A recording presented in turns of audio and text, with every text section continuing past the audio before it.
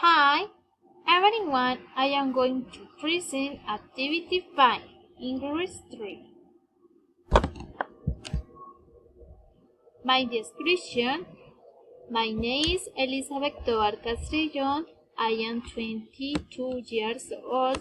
I am from Village Calle Buenavista in the municipality, Turkey in the department of Huila. I am single. I live with my parents. My family. My brother is the petroleum technician. My mother is teacher. My father is agriculturist.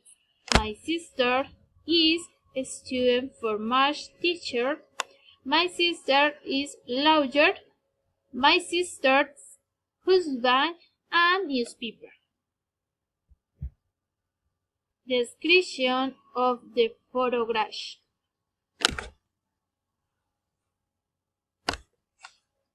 This is church of Turkey called San Antonio de Padua. There is park around it which is very beautiful and large.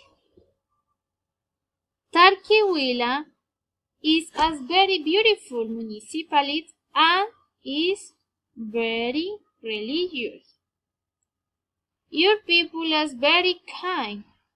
I love you, Turkey, and I want you to come more. Kisses for everyone from Turkey. Thank you. Bye bye.